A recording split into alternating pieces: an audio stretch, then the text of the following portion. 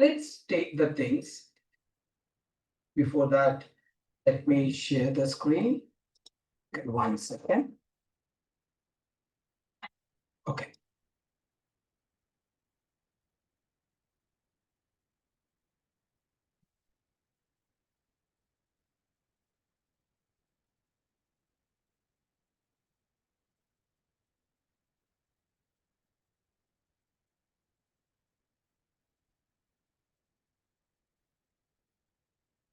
Okay.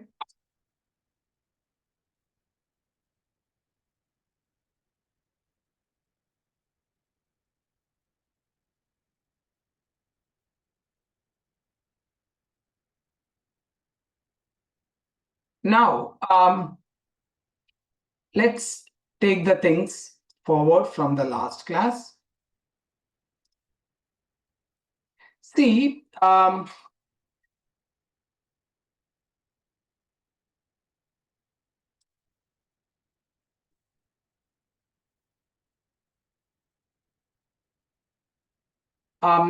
okay, let's take it back to ours. Sorry for that. Now, here, yesterday we were looking at what is the artificial intelligence, what is machine learning, deep learning, and generative AI and agentic AI. Now, yesterday, some people got confused regarding the machine learning and, deep learning data sets along with the generative AI. See, as quickly going through, the artificial intelligence is a field of computer science which is used to build the intelligent machines, okay? Intelligence machines capable of performing the task which requires human intelligence. Okay, here we are going to we are going to create the intelligent machines which can mimic or which can behave like humans. That's what I explained you with some examples over here. And then there is a machine learning we talked about. Machine learning is actually initial implementation. AI is the one which was initially implemented with the machine learning. Okay, with the machine learning, what they did it is they got the small data sets and they gave it to the model. Okay, and the model started training from the data and it started becoming the intelligent. Okay, now I explained you how it will be getting trained, because it will try to find out the relationship between the columns here, whatever the columns. Okay, that was in the other ways. If you have the multiple columns, it will try to find out the relationship between the columns over here. I explained you over here, like how it will be finding the relationship over here. Okay, now and I will show you the code of this one. And I will write the generative AI code also for you, and you will understand the difference. Now, coming down to the deep learning. Deep learning is nothing but it is a type of, artificial intelligence, which is considered as subset of machine learning. And deep learning uses the artificial neural network based on the biological neural network, that is human brain, to solve the problems. What kind of problem statements it is going to deal with? One is computer vision. Second one is a natural language processing, where you are making your model. Okay.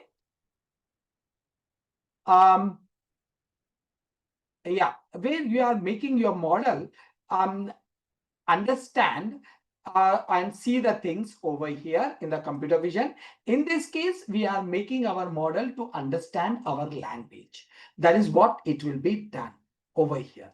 Now, I will show you the data sets. Okay. I will show you, just give me a minute. I will show you the data set so that you can understand it. Now, when it comes to the generative AI, now this is our core concepts, generative AI and agentic AI. Yesterday, I clearly showed you like how the generative AI works. See, generative AI will be trained with a very large volume of data. Okay. Now, this training process is not possible for an individual. So it can be done with a very expensive process. So only an organization or a very much like an organization or a government of a country or an institutions, these people can do this. Okay. And we as an individuals or we as a smaller companies, working with the smaller companies, I can take these LLMs and we can use it. Now, this I'm going to show you today by writing the code, how I can get these LLMs and how I will do it. Okay. First thing is, let me show you how now first let me show you the data set of machine learning data sets. Okay. Okay, let's go with it.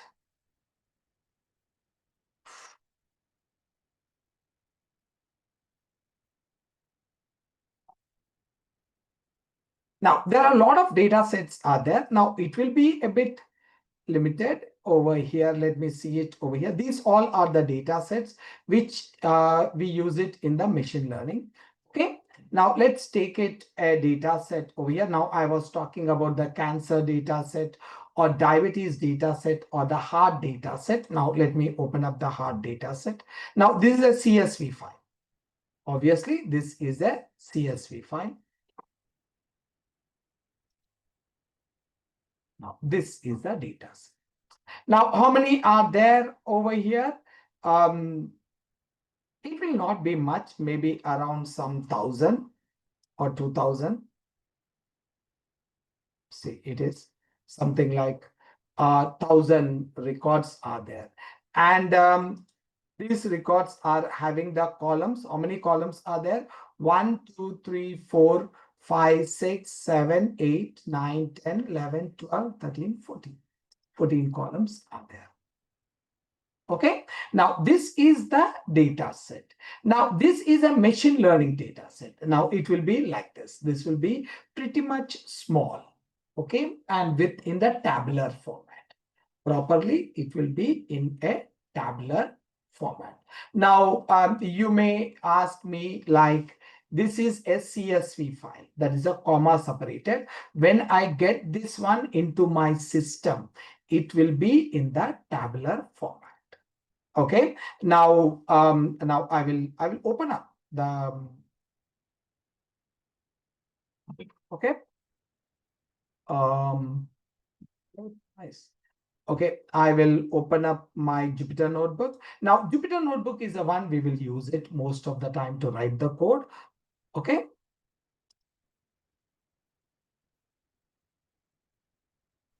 Which ID using in real time, Arjun? Sorry. Which ID using is in real time? Jupyter Notebook or someone? It depends. Based on your company requirements, you will be doing it. You may go out with a VS Code, or you can go with a Jupyter Notebook, or you can go with a Collab. Anything you can use it. It purely based on the client requirement and the company requirement. We are going to do it. Okay. Now I'm just opening one. Now I want to show you how that data set look like. Now this, we are going to write our code with this. Voice is, I think I'm at the max.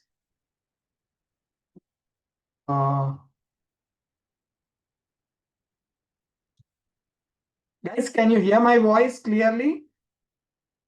Yes, it is. Yes, sir. It is. It's Sometime last word is coming with a slow voice. Sorry. Sometime last word, what you speaking, last word is coming with a slow voice. Response, guys. Now let's take it. Now again, this is to show you it is a tabular data. I'm importing the pandas as PD. This is, I'm getting This is a library. Pandas is a library. I'm getting it. Again, the people who are non-coding background, this all you will do it on your own. That's for sure. I can get you. Now import, I will use it NumPy as entry. This is another library. This I'm just showing you. This is not required for me as of now. I need only pandas. See, look at this location. Here is the location of my file, right? This is the location of my file. Where is the location of this? This is the location. You can see this over here. This is the address. Now, instead of that, I can right click on this and you can go to this copy path and I will go to my coding environment here. I will give it as PD. PD is nothing but pandas. Now, just like you will be having your original name and you in your house, they will be calling you a alias name, right? Like, if your full name is, now my name is Arjun Srikanth. Now, no one at my home, no one will call me Arjun Srikanth. Either they will call me Arju or Arjun or something like that. Okay. This way, the same way, the pandas, each and every time writing the pandas will be difficult. So I used, we gave a alias name called as PD. Now, this is not I'm doing, this is universally recognized. Okay. Now, here, PD dot, what I want to read, a CSV file. There is something called as read underscore CSV. Okay. Now give the path. We just copy the path. I'm pasting it over. Just I pasted. Okay. Now again, here, this like backslash. Okay, backslash is considered as a escape character. Now, in simple terminology, if I run it, you see, I'm getting some warnings over here. I got the data, but I'm getting some warnings. To avoid these warnings, you use it in front of this R. R means what is that is take this backslash as it is. I'm requesting it. Take this backslash as it is. Now I will run it. Now you will see it. Now that is gone. Now, this one, I will store it in a variable. Any name you can give it. You can give it as a Jew or anything. I'm giving it the name as df heart. Why I'm using df means the format it is storing. This is called as data frame. Okay. Now, again, that is heart. Okay. The name, because we are dealing with a hard data set. Now, I will run it. Okay, how to run it? This one, I will use it. I will get it. df heart.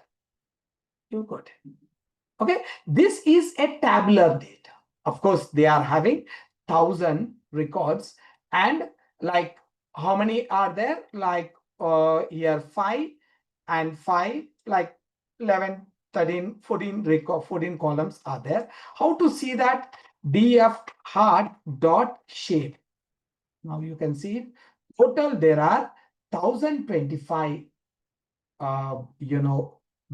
records and 14 columns we are having it over here. Clear? Now, when you are seeing this, it looks like this. Okay. And when you are getting this one into our coding environment, which is Jupyter Notebook, with the help of pandas, you will store this one in the data frame. This is the way it is. Now, this type of small data, you are going to use the machine learning. Now, again, this is out of our things. I will, as I promised, like in the future, if I get time, a week's time, I will invite all of you free of cost to do the machine learning. Then you can. Now, whoever like already completed the course, only they can understand. Otherwise, again, it will be kind of a problem for us. This is what it is. Now, next one is like deep learning data set.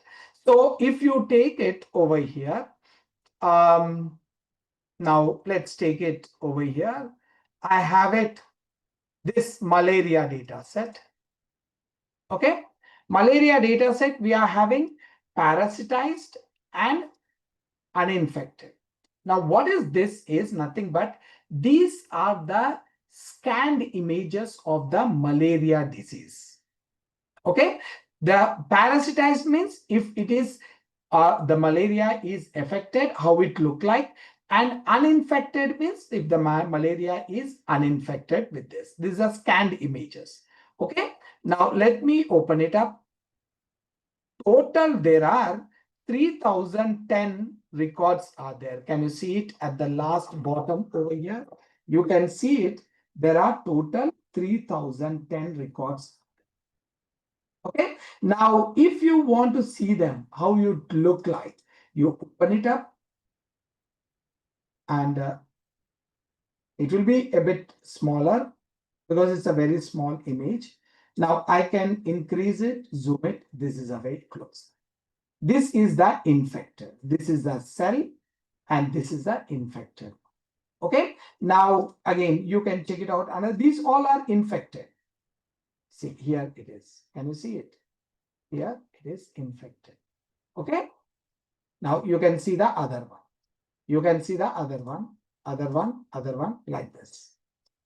Okay. Now, these all are infected. Now, here, these all are uninfected. Again, these are also 3000 images are there. Actually, the original data set will be of 13,000. But what I did it was, I took it only 3000 to process it instead of taking it all 13,000. Just show. See this. This is a clear image where there is no malaria. Okay. Now this data set, this like 3000 over here, 3000. Actually, it is 13,000 and 13,000. I'm having 13,000, 13,000. I can give it to the model and model will learn and it will predict it. Now, tomorrow, if you are giving this image, it will any of this image, it will say that it is infected, just like a doctor. It will say that it is infected or it is uninfected. This kind of problem statements, you are going to deal with the deep learning CNN. Okay. Deep learning, there is CNN, we are going to deal with it.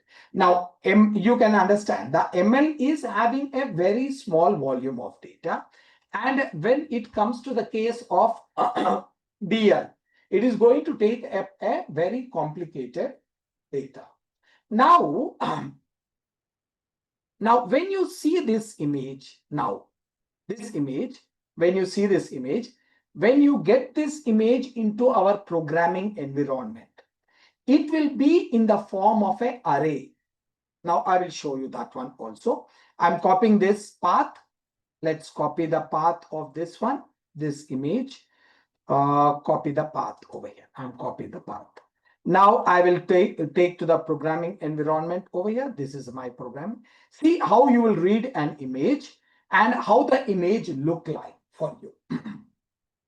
So in order to read the image, now this is the data I did it. Now I'm showing you the image, like I'm showing an image for you. Reading an image. Okay. Now, let me get there is something called as import CV2. This is a library which help us to read the image. And when you read the image, how exactly the image look like, that's what I'm going to do it. Now, first is, I have it CV2. Okay, CV2 dot, there is something called as IM read. Okay, there is something called as IM read. What do you mean by IM means? This is image read. I'm reading the image. What is the path? This is the path. Again, the same thing. I will give it as R. Take the path as it is. Okay, I'm taking it. Okay, now this I will store it in an IMG image, right? I'm storing in a variable. That's it. Okay, now I stored it. And see, this is the image. Observe it. I think so. This is the image. I got it. Okay, look at this image. And now when I read this image into my programming environment, okay, let me show you over here. See IMG. I will show you the IMG. See this. This is the way the image is read. Okay, now if you check it out, what is this? This is an array. Okay, an image is read in this format. Now, what is the shape of this image? Now you can see it over here, img.shape.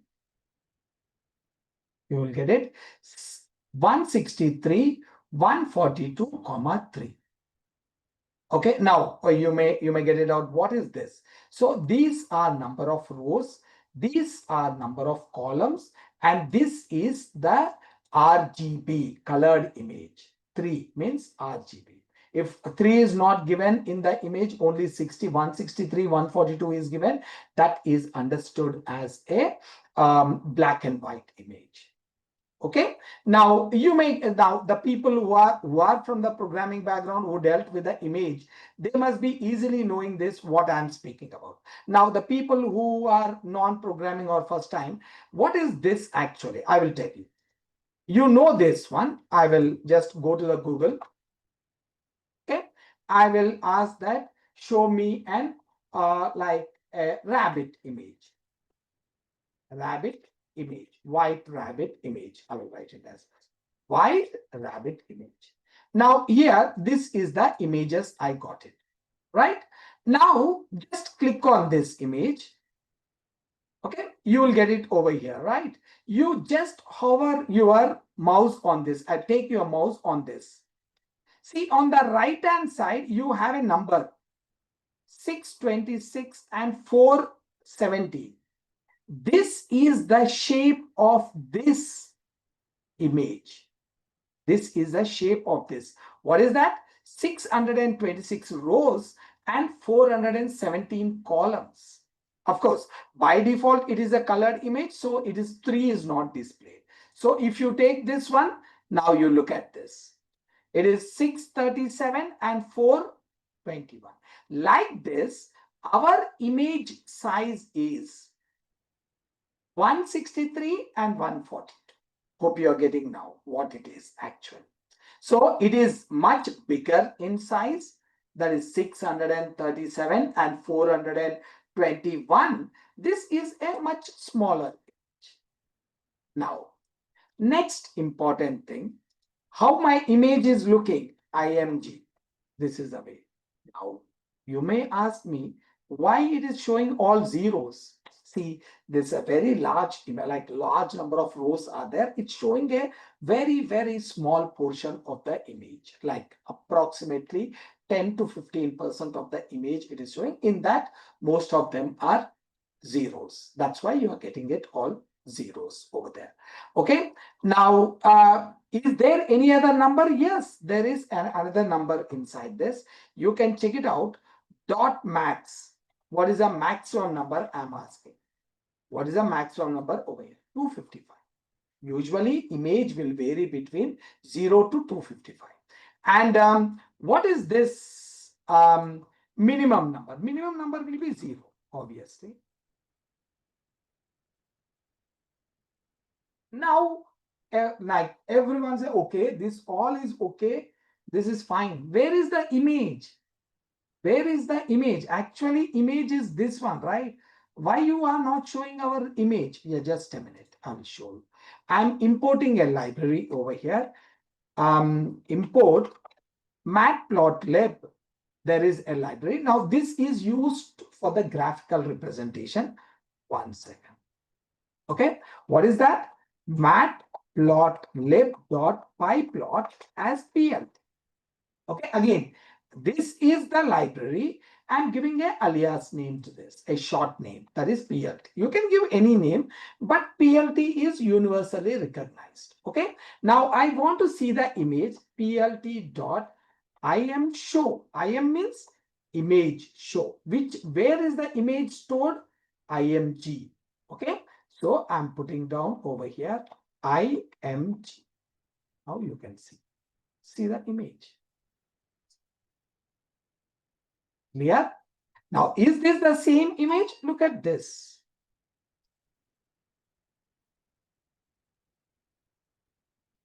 Okay. Here, look at this. That's the same image. So this is the way you will get the image and you are going to do the processing. And that's the reason why I was saying it. When it reads, it will read it in this fashion. Okay. Now in the numbers over here. Now you understood how the machine learning goes and how the Arjun, I need some clarity. So you are reading the image, you are displaying the image. This is okay. So what software working? Any vacant site software, any vacant exe file you have downloaded, installed? sorry. Any exe file you have download or install in your machine, or directly writing the code on the Jupyter? What do you mean by exe file? No, like the setup file. Suppose we are working in the .NET, we have to install the some software, right? Working on the Java, we have to install the JDK, right? So working with the Python, we have to install that some Python exe file, right? For the operating system based, right? So like here also, have you installed any software? Jupyter Notebook is a software only, right? Okay, this is ID also software supporting a development ID is also, and no need to install anything, right? You saying? I'm not getting your question at all. You are saying that if you want to work on the .NET, get the .NET environment. If you want to work with the Java, get the Java environment. If you want to work with the Python, get the Python environment. When you are working with, this is the environment you will use it. You can use the PyCharm, you can use the VS Code, you can use the Jupyter Notebook, you can use the Collab, whichever one you want to use it, you can use it. Of course, you have to install it, right? All these things. Okay, Jupyter ID is providing the environment to work with that NLP or what you are going to do, right? Jupyter Notebook is the editor in which we are going to write the code for the machine learning, deep learning, and all the generative AI also. Okay. Is it okay? Yeah. Now, again, these are the libraries. There are tons and tons of libraries are there. You can use it whichever one is required. As per that, you will install the libraries. Okay. These libraries, you have to install it. Sometimes some of the libraries by default, you will get it. Some of the libraries, you have to install it while we are moving forward. Okay. Now, next one is, let's see. Yeah, I'm getting some questions over here. I think it is related to this.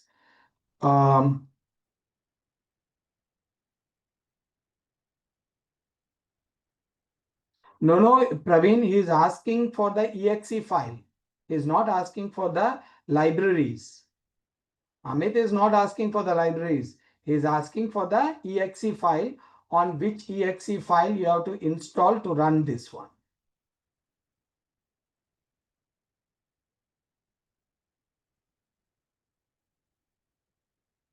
Yeah, that's what I made it clear that, what he wanted he was saying exe file. That's why I said it. Now, all the libraries, yeah, what's his name? Like Anil Kumar is given, right? That is a syntax.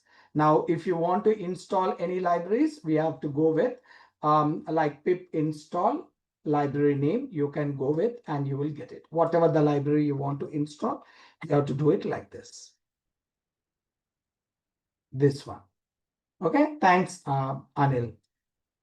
Okay, if you want to install pandas, I used it, right? Pandas, you use it like this. And you will get the pandas library installed over here. Now, if you want to install the NumPy, use the NumPy over here. pip install numpy. Now it is taking some time. It is taking some time to install it. If you can see it, there's a dot is there over here. The dot means it is trying to install it. Okay. Now let's get back to our generative AI. Now, like some people were asking yesterday about the machine learning and deep learning and all these things. This is the implementation because it is already there. It is saying that requirement is already satisfied. Okay. Now, this will also, I will get the same requirement is already satisfied. Okay. Now, this is the way you will be installing the things. If you want to install matplotlib, pip install matplotlib like this. Okay. Now, that's fine. Now, let's get into our generative AI, guys. Okay. As I told you, there are some concepts which we are going to do it. Now, this is just a glance I gave it. Okay, now we are going to write the code in the generative AI. Now, it won't be a lengthy code. If you want me to show the lengthy code, I can show you. But I will give a basic, simple code in the generative AI. Now, yesterday, I explained it.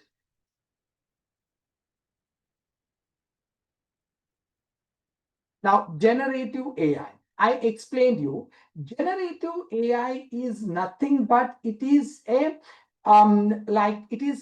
it is a type of artificial intelligence. Okay. Now, when it comes to the generative AI, as I was repeatedly saying, you are going to train your model with a very, very, very large volume of data. Now, I showed you the data with the machine learning. It is very simple. The deep learning, it's a bit complicated, but still it's okay. You can train it. We can train it. It may take like 5 minutes, 10 minutes, sometime to train it, or maybe like 1 hour, 2 hours also if you're going with the large data. But when it comes to the generative AI, now that is not possible at all. Okay. Now it is like older systems, what we have it, machine learning, deep learning system. Now generative AI, we can't train it directly. You can't train a pre-train an LLM. That's it. You can't do it from the scratch. I mean to say is, yeah, already trained LLMs, you will get it and you can use it as per your requirement. You can use it over there. Okay. Now first, what is generative AI?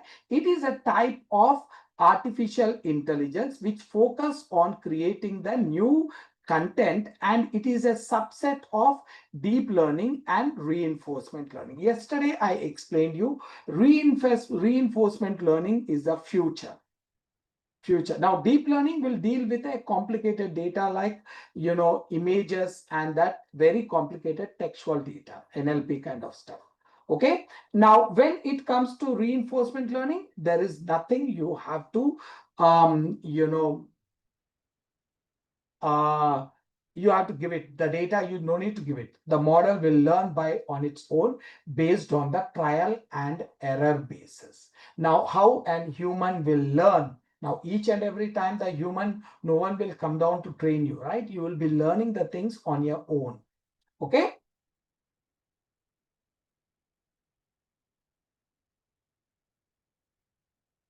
Okay. So it is, I can say that it is a type of a artificial intelligence that creates a new content, and it is a subset of this. Okay. Now, a generative AI, what it will do is like, it will learn the patterns from the large, massive data what you have given it. Okay. It will learn the patterns from the large, massive data what we give it, and use this knowledge to generate the original human-like content. Okay. Human-like content, it will generate. I'll just put on that one also over here. So now generative AI systems or generative AI learns, obviously it is a model I'm talking about, learns the pattern, okay, and relationship between data, okay, between the data, patterns and relationship from massive or humongous, we can say it as, from massive data set.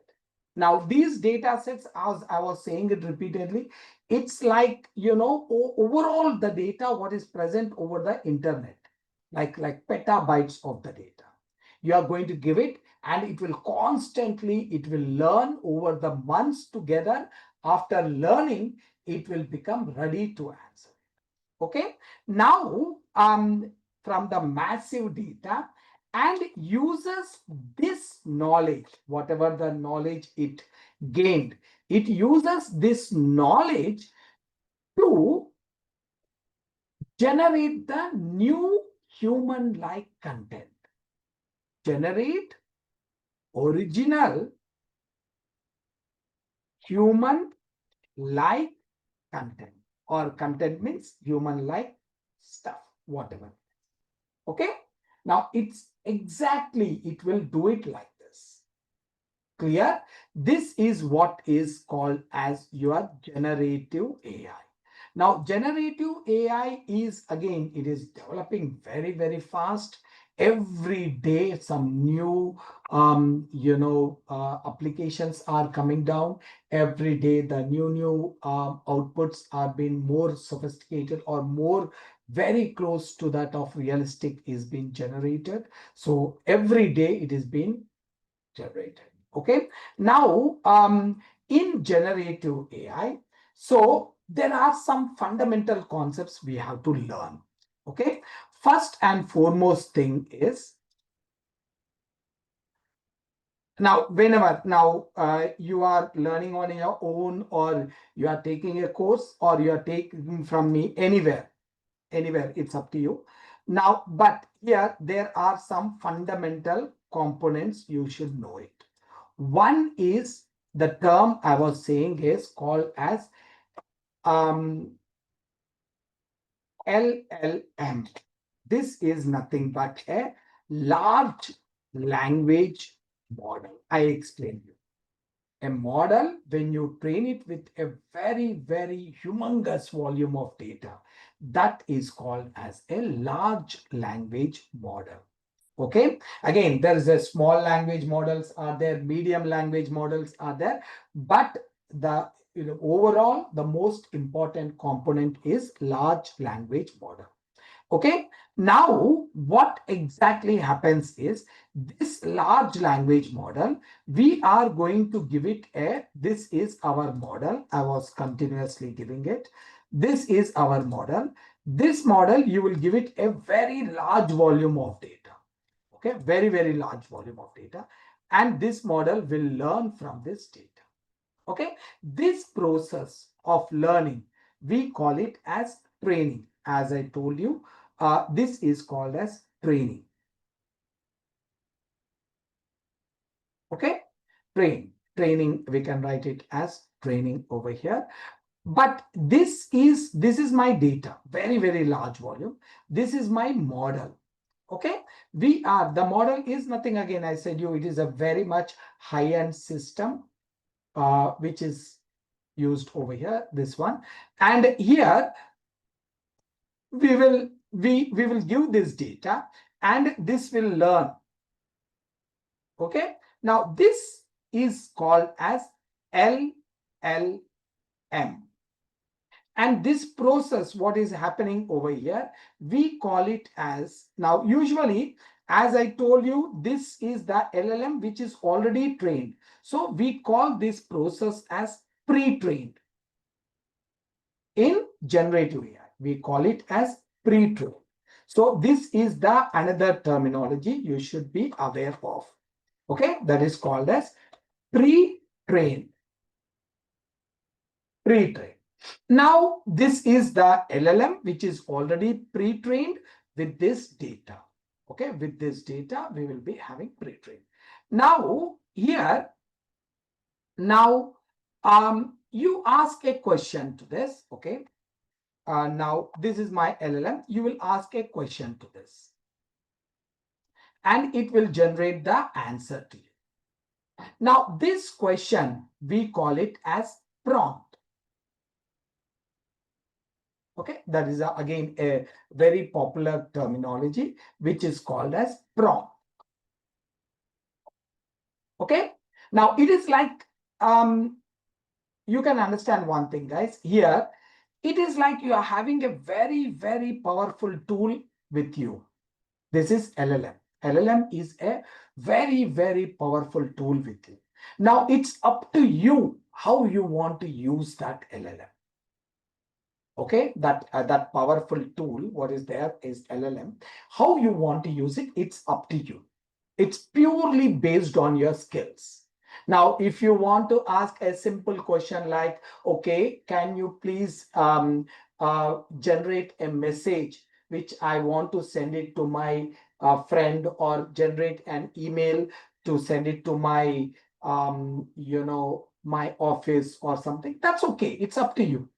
Or if you are having a very complicated document and you give that complicated document to the LLM and ask it to simplify that entire 10 pages document into 1 page, and also you can ask that one to generate some question and answers based on that, and explain me what this document is all about and where I can implement it. Okay, then that is a way. It's up to you what you want to do it. Purely, it's a very, very powerful tool. It's purely upon yours, like how you want to do it. So this skill of giving the prompt, we call it as prompt engineering. Okay, prompt engineering. Again, there are some positions are there on this, which we call it as prompt engineering. It's decently, they will pay it good amount over here, but not like a developer. It is a prompt engineer who knows how to use the LLM. He knows how to give the prompts. Okay, that is what it is. Clear? Now again, so hope you got it. LLM is actually the core component of your generative AI, where you are going to train the model with a large volume of data. That model will be really intelligent with all the data what you gave it, and it will give you the answers to the questions whatever you ask. That is called as LLM. And pre-trained means that whatever we are giving the data to that model and training it, that process is called as pre-trained. And once, what is a prompt? Prompt is nothing but a question. Okay? Question. Hello, sir. Yes? I have one question. Mm-hmm. Hello? Hello? Yeah, I'm there.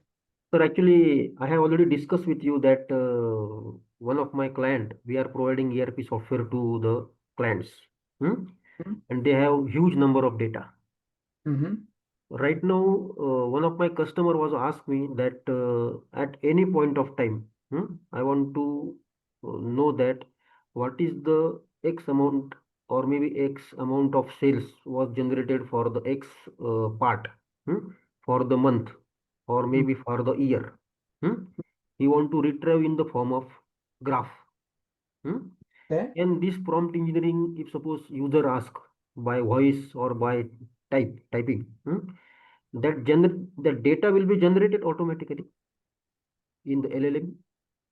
Yeah, it will generate it. But your data is there with the model. Your data is there with the LLM. Okay, sir. But right now, if suppose I'm asking a question, Prashant. Yes, sir. That your data is already trained with the LLM or not. If Sir, it is there, it will give you, just ask it to get me the output in the form of graph, it will give you. Okay. Sir, can we learn in this course these things? Writing the prompt you are saying about, yeah, you can do it. Very easily you can do it. There's nothing you can ask you will do it. You will write the prompt. You will write the prompt how you want your output. Now I will show you, just a minute, I will show you. Yes, Let's sir. finish it off. I will show you what exactly. Just before this class, I did that program. Yes, sir. I will Yes, show sir. you that one. Okay. Yes, Now, sir. here, now the prompt engineering means it is One question, request up. So you are saying that there are small language model and medium language models. How it is differentiated? How small, large, medium? It is by training the amount of data given, or is there anything else on that? based on the data what you give it and the configuration of the system. The configuration of the system. There is something called as a term called as parameters. Okay. Okay. Based on the parameters, we are going to differentiate between them. Now, Okay, if you are talking about the small language model will have the parameters between 10 million to 1 billion or something like that, or 100 million. Sorry, 1 million to 100 million is called as small language models. If you are having 100 million to 10 billion, it is called as medium language model. If 10 million to 10 billion to 100 billion or 500 billion, that is called as LLM, large language model. 500 billion to 1 plus trillion, that is called as massive language models.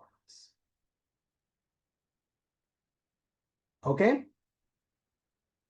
Yeah, Is yeah. it? That means how powerful your LLM is. Based on that, we are giving the term now.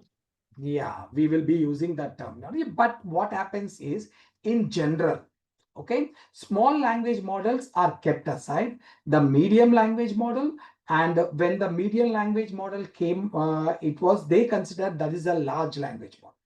And then when it was like the parameters between 10 billion to 100 billion, they considered that as large language model. And when they came up with a massive one, they used the term LLM only. For all the three, medium, large, and massive, we use it only one term called as LLM. The small language model is differentiated, but all these things, they will use it only one term called as LLM in general. Okay. Yeah, understood. Thank you. Okay. Now, let's take this prompt engineering. Now, if you like, Prashant was asking me a question just now. He was saying that can our LLM can generate the graph easily, very, very easily. The LLM can generate the graph. Just give a prompt and it will get generated. That is not the real challenge over there. The challenge is, now he is asking sales data. His customer is asking, it seems like, can it generate the sales report on the weekly basis or monthly basis on the graph? That's fine. That's fine. Okay. But whether your model is trained with that, model is trained with the data over here. What data it is trained? It is trained with a very much publicly available data. Whatever the data is, on the public domain, that data it is trained with your model. But what exactly the Prashant is asking, it is a organized specific data. Okay, now sales data is not available on the public domain, right? Usually it is a confidential data.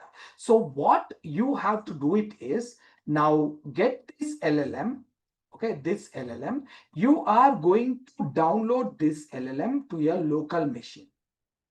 Of course, your local machine means now not your laptop. That is very difficult. Okay, until unless your laptop is really high end, then it will work. Otherwise, it will not work. Your laptop will crash. Okay, now you are getting LLM download to your local machine means local servers. Okay, local servers, and you get this LLM. Okay, this LLM. And then you are going to give your data. Now, sales data. Okay. Now, when you give the sales data, now the model, this LLM, which was already having the knowledge of this massive, then it will also train it with these things. Okay, these things. sales data. Now this model is well capable of giving the answers of whatever question you ask. Okay, this is the one. Now you may ask me a question over here. Now today, this month we train it with the maybe from past 6 months sales data, we trained it. Now next month came down, that is like in the month of September. Again we have to give it, yes, you have to give the data. The August month data, you have to give it August sales data. And again, going forward, if you want again it has to include your September month, you have to give the data. Each and every time you have to give the data. Okay, now this process is called, you are getting an LLM which is already pre-trained. Now you know the term pre-trained, and then you are getting that one and you are training it over here with your local data. This process is called as fine-tuning. This process is called as fine-tuning. Again, this is a very simplified process, but as I told you, now this is a painful process. First time you are giving the data, this till 6 months. Now next month again I have to give the August month data when we are in September, and when we are in the October I have to give the previous month data. Now this has to be go on and on and on and on if your client wanted on the daily basis, or like if we want the weekly basis, then you have to train the weekly basis. This process is kind of a painful one. So they came up with, now this is a fine tuning. Let me add the word called as fine tuning. What is fine tuning? Is training the LLM, pre-trained LLM. Now whenever I use the word LLM, I mean pre-trained. It is already trained. Okay, so whenever you are getting an LLM and fine-tuning with your data, or giving your private data or confidential data or business related data to it, then you know that process is called as fine-tuning. Okay, that is what is called as fine-tuning. So always remember, you can use the LLM for your local or your confidential data to analyze and give the reports and all those things. No problem, you can do it. But the thing is, you have to train it with your data. Then only it will understand and it will give it. Okay. Now the problem, as I was saying, is okay, it's already 1 hour. Okay, just a minute, guys. I'll show you. Now, now this is a painful process, as I was saying. So the alternate method, what they did it is, instead of training it each and every month, it's a pay, it's you have to get the data, you have to give it to LLM, and LLM get trained with that and all these things, right? Instead of that, there is an alternate method is there. What is the alternate method means? I'm putting down over here. You get the, you keep the LLM over there, then and there, sir. And whenever you are asking the question about your related, your locally related information, okay, then what you do it is, when you write the prompt, prompt means you are asking a question, you are going to give the data for the reference. You are not going to train it. Now your model will not remember it. Only thing is that you are asking a question, and this model, this LLM will use this reference as a knowledge base, and it will give you the answer. This will be your data. Okay, like you are asking a question, along with the question you are giving the data, and the model will, what the LLM will do is, like, it will use this one as a reference and answer the question. Clear? Now this is called as, this process is called as RAG, retrieval augmented generation. Okay, that is what is called as RAG. And this is the ongoing concept, because this is expensive, first thing, because you are literally giving the model the data and model is learning. Okay, this is a process is quite expensive. Why? Because you have to get a high-end system to download it, and you have to get the data and you have to give it. It will take some time to train it. Once it is trained, then you have to continue that process on the monthly basis or weekly basis, or sometimes on the daily basis also. When there is a large volume of sales is going across the country or across the world, then you have to do that. Okay, now this is a really a painful process and very expensive process. Instead of that, what you are going to do it is directly whenever you ask a prompt, you are giving the data along with the prompt to make this one understand, and it will give the answer. Now this process is called as RAG. Now this is the ongoing one, and in our course, we are going to do multiple projects on the RAG. Multiple projects. Okay, at least 2 or 3 projects we are going to do it on the RAG. Yeah, This is whatever you are seeing, this will they will ask you the question. Okay, now this is the one more concept called as RAG. Okay, now these are the things you have to know it. Now, what we are going to write it down is, I'll write down hello. as yes. Hello. Yes, sir. One question. Like he asked regarding sales data, and there is already a LLM model of historical data, and you are feeding the data on a monthly basis. Suppose some month is like Christmas sales is going on, so that will be a different kind of a data. So in the next year, in future, will it average out the sales for the entire previous year and then respond the LLM model? Yes, that's what it is. Whatever you wanted, what you want over there, you are not giving, you are not giving a choice to the LLM. You are asking what you want.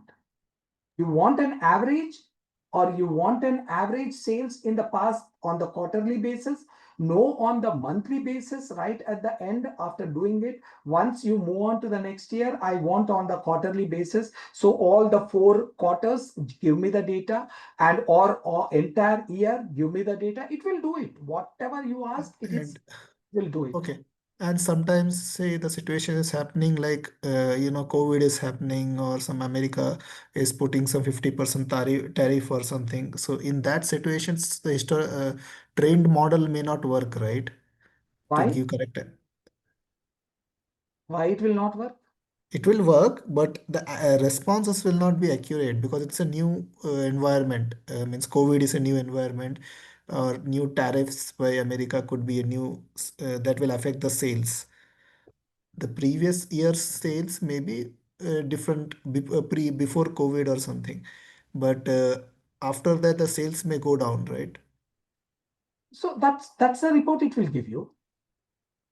It will give you Okay.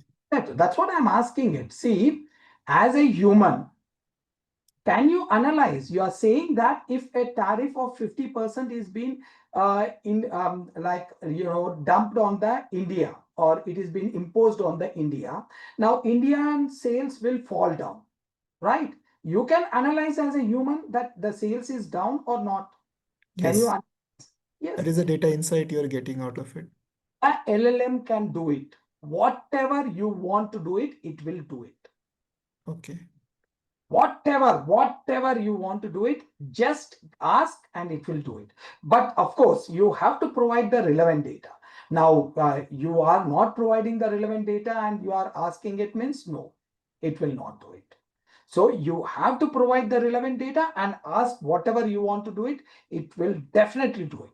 100% sure. Yeah, That's what. so that is my point. Like I don't have the relevant data. I don't know what will happen if next month 50% tariff is applied. I don't have a sales data for that. Means it's a new Uh, thing that is going. Yeah. uh, okay. Now, as Okay. a human, can you predict what will happen next month? Like, is No, this, it will be like a forecasting, so we cannot forecasting. Yeah. judge it. Yeah. Yeah. Yeah, so business decision will be decided accordingly that, right? So now you previously never had it has happened like 50% tariff. So now the model we have no input data for the model to train it. Yes, what is trained, that only it will be giving. If it is not trained, it won't give the data. That is the simple thing. Yeah. Logic is if you give the data, it will get it. Now Yeah, that is okay. If the data is there, it will analyze the data and give the output accuracy, forecast the output over it. But if there is no historical data, it will be difficult to accurately give a no, output and take business decisions based on that. No, boss. Okay, if you want to, sorry, sorry, sorry. One second. Whenever you are doing the forecasting, now just say you are having a great analyst with you. Now you are giving 6 months data to him and ask him to predict it next month sales. He is an experienced, very experienced guy. Now, can you say that that sales will be 100% perfect pinpoint? No, but at least 60-70% he may be correct, right? Done. It will do it easily. That 60-70% accuracy, it will not even 60-70, it will give you the 80% accuracy on that case. That's for sure. You can take it. Okay. And you can give the scenario also. Like if you say that, okay, now US is applied some tariff on the Indian goods. Now, what will be the sales situation of ours? It will analyze it. It will analyze and it will give it, and that will be, that's what I'm saying, like 70-80%, it will be perfect. Okay? Yeah, yeah, thank you. Yeah. Now, here, so these are the core components. Now, let me show you, write a simple code, very, very simple code. Now, and I can just go to our Jupyter notebook. First thing is, I want to show you, I was saying it yesterday that I will get this now. Okay, let me explain. Okay, here, now there is a company called as OpenAI. OpenAI is the company. And these people developed an LLM. Okay, that LLM names are like there are different LLMs they developed. M's. And this LLM is used in chat.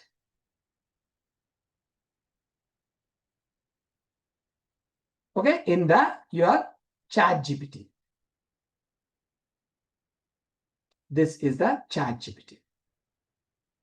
Now, this is your chat GPT application. This is the LLM. This LLM, it is used.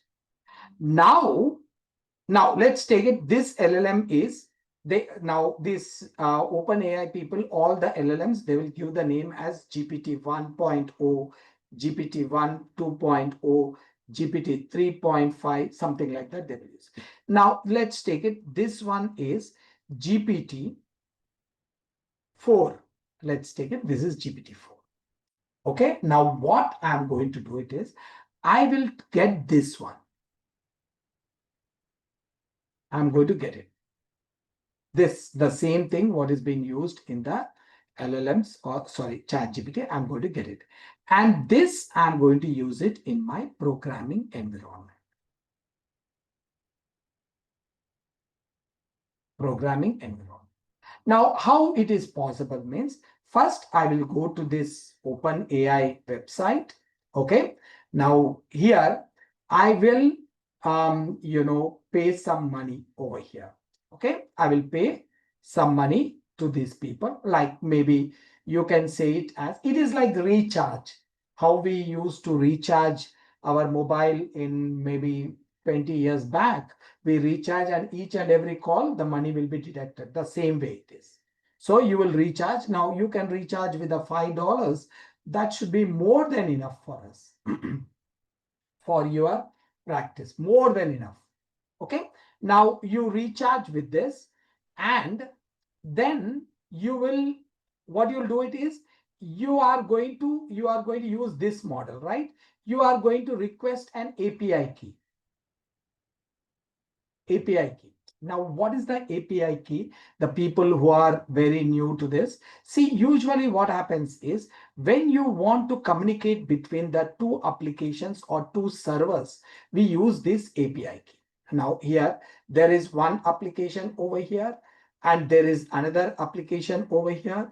Then if you want to communicate between these two applications, then we are going to use it an API key. This will be generate one API and it will be given and these people can use this or vice versa.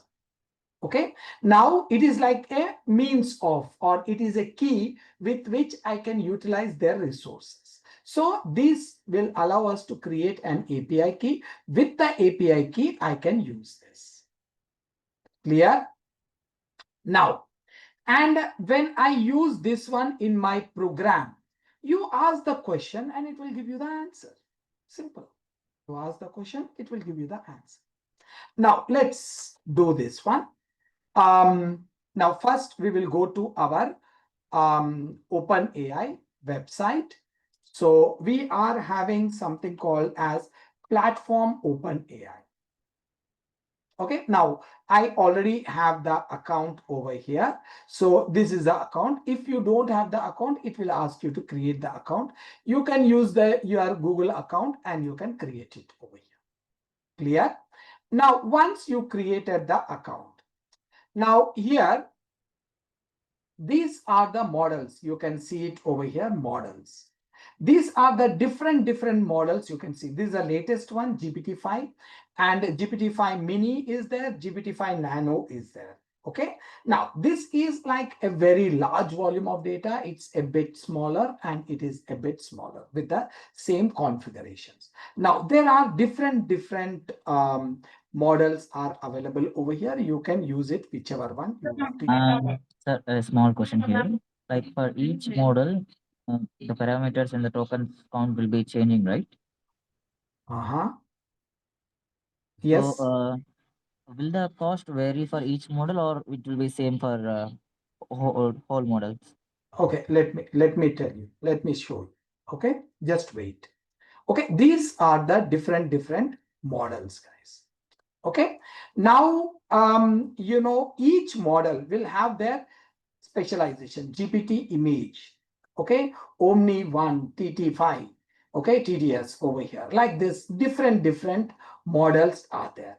Now here, what you can do it is this model, each model. Now let's take it any model. Let's take this model. Now this model, can you see here the price?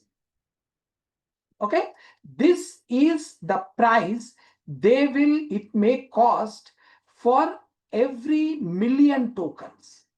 Okay, this is the like every million tokens. So it will cost us this much amount. Usually they will mention it over here.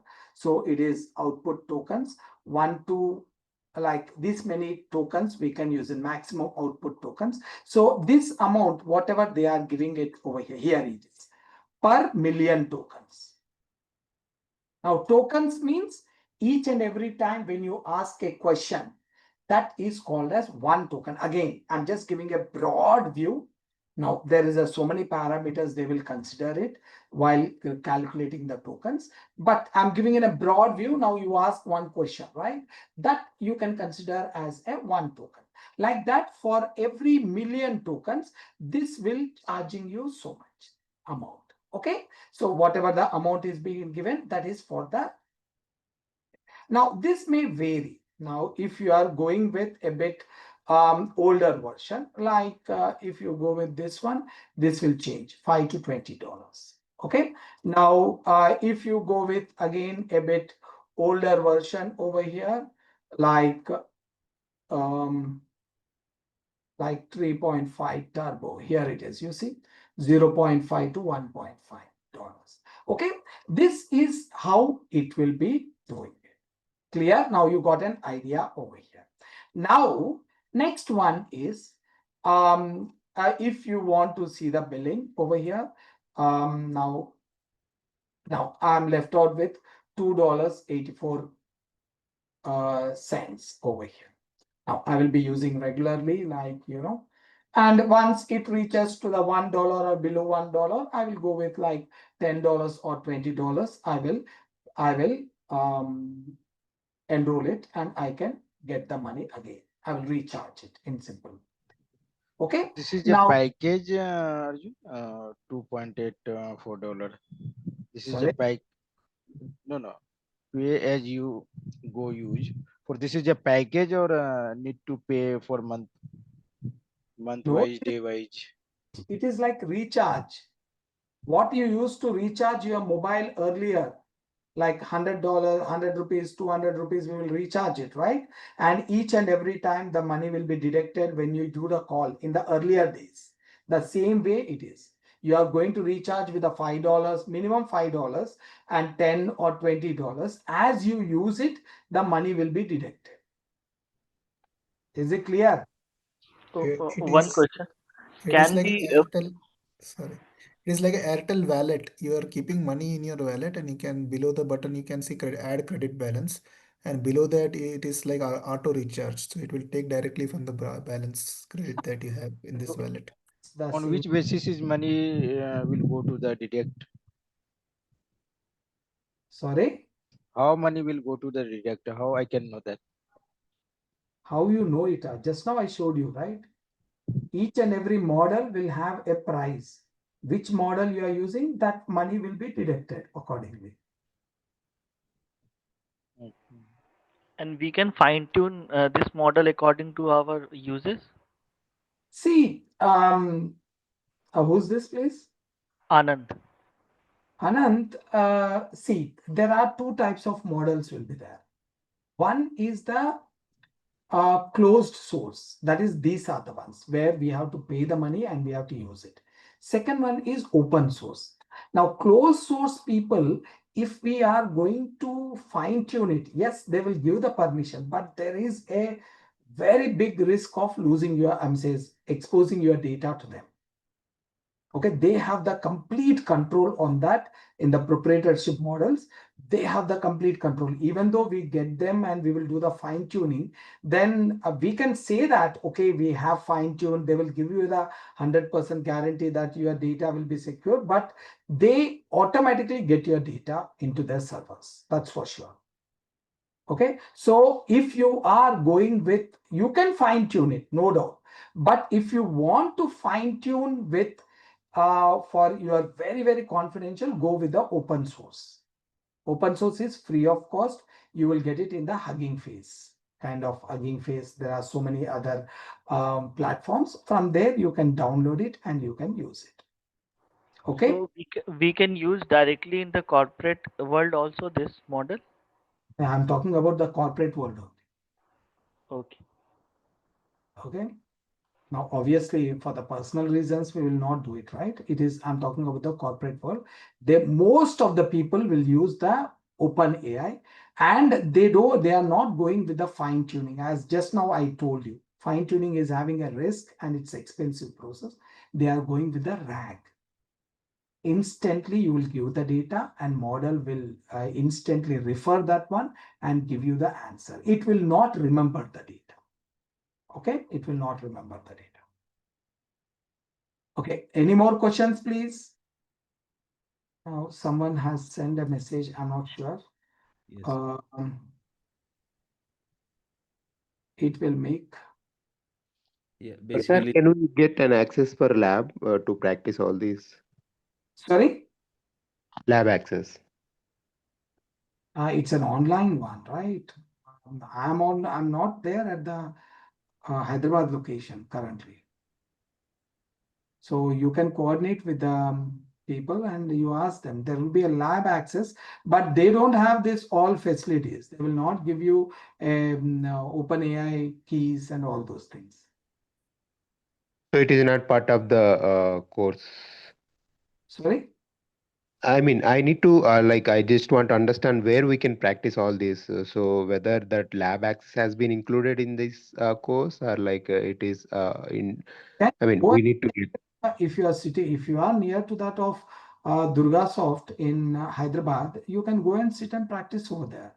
But unfortunately, you will not have this facilities of OpenAI access and all those things. You have to buy it. You have to buy Yeah, and that is what my question. Okay. okay. Okay. Yeah, got it. Srikanth, Arjun Srikanth. Yes. Yeah, can I request? Basically, my intention is to make use of your time properly, and whatever you want to deliver without any deviation. That would be better actually. If you deliver whatever you want to deliver without any deviations, then after that, in the last, everyone can ask the question, so that you will deliver whatever you want. It will be best, and at the end, everyone can ask their questions and you can answer that. Yeah, I can understand that. Till that But time, you should block the conversation. Otherwise, and the reason is, for example, if some questions keep, you might get questions continuously. You might not be able to deliver the topic, and it will be in the next day or next session. It will be cut down to meet the day, if you want to finish the course in specific time. So to avoid all these things, let's you get in between. like, because this is the thing usually the people have. After this, they will ask me, so I have to come back and again I have to explain it. So it's again, so that's why I asked them if they have any questions on this. So that's fine. Anyhow, Sridhar, I really appreciate your suggestion. Okay.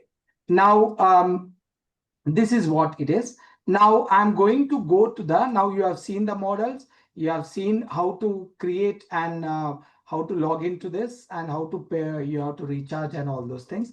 Here, there is something called as API keys. Okay, this is the API key. Okay, now create one API key over here like this. I'll create one API key and you have to give the name over here, any name. I can say it as demo API key over here. Yeah, whoever is having the access to these keys, they can use it. No problem about that. That's for sure. So whoever is now, if I'm creating an access key and you have the access to that, then you can use it. If I have it, you can use it as per your things. Okay. Now here I'm giving it and create it. Okay. This is a key. Okay. Now it is a very, very lengthy key. Okay. And okay. Now I got the key over here. Now, let's go to our like programming environment. Now, like, let me show you. Let's get into our Jupyter notebook over here.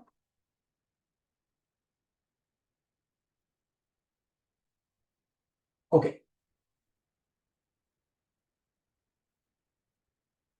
My Jupyter notebook is over here. Clear. Now here I'm taking a new notebook.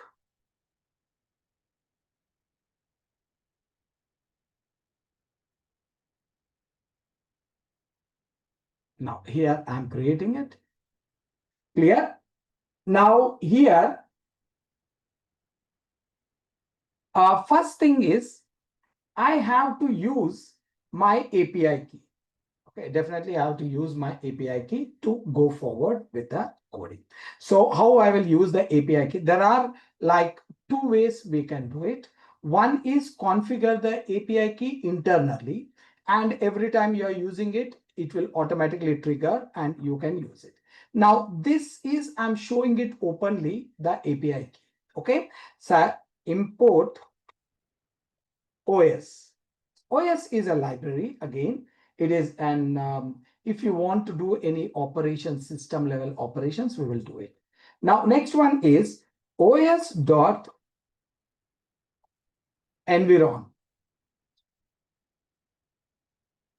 Okay. Now, inside this, I will give it, this is a, now you can get it over here. It's not only dot, and you can get it over here, environ over here like this. Okay. Now within the square brackets, Okay, I'm going to make it a bit bigger. Okay. Now here I will use it. This is an API, open API key, right? Open AI. Now I will write it over here. Open AI underscore API underscore key. Just I'm giving it like this in the caps. Okay. Open AI underscore API is equals to key. Now here I'm going to add the key. Sorry, here I will put it on the key. Whatever I copied there, I put it on over here. This is a very, very lengthy key. Okay. Now it's a very lengthy key, it will be. Now I will run it. Okay. Now, here, so how I will work is we are going to use the LangChain over here. Now, let me explain you where is my notes here. I'm getting it right over here. This is a LLM. Now I will explain you over here. Let me take a minute. So this is my LLM. Okay.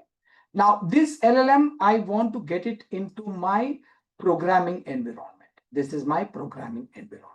So I will take the help of a framework. A middle, there will be a framework that is called as LangChain. Now, there are many frameworks are there. This is my coding environment. That is where I'm writing my coding. This is my LLM. Okay.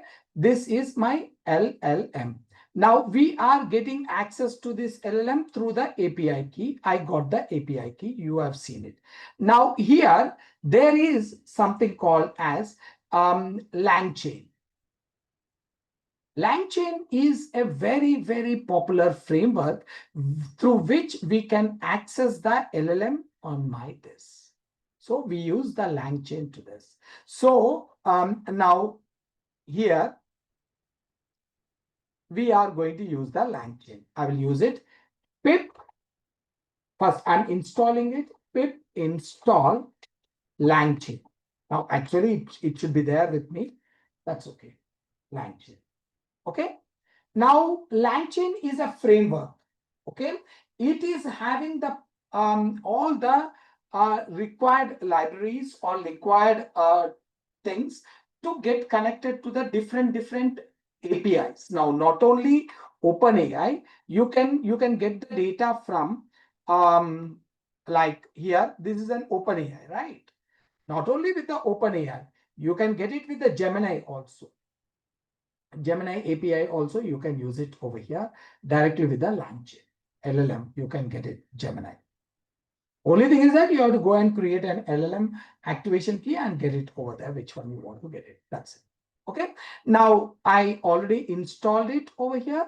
Now here, I will again, as I have to connect it with the OpenAI. So there are some specialized libraries are there for the OpenAI. Pip install LangChain hyphen OpenAI. I'm using hyphen, but when I write it, I will use the underscore. Now let's see this. It will run it.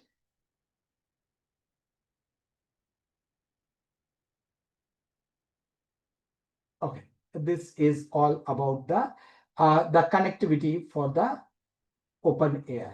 Okay, now I will do the necessary imports. Import, okay, LangChain. I will import the LangChain. Okay, next I will import the OpenAI.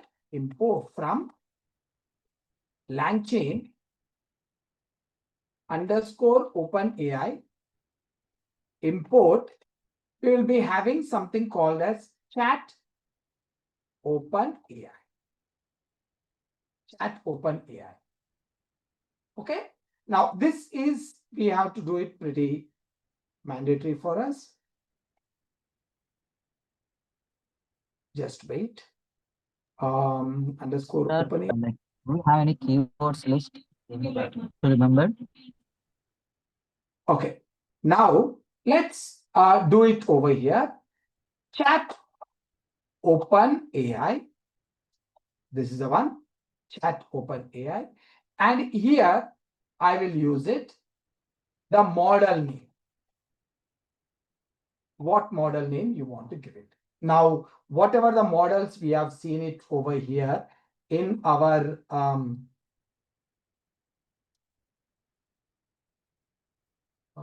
where is that? We have done it. Models.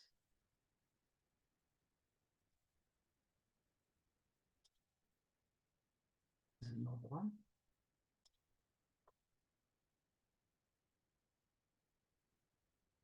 Okay, here. Now you can see the models over here.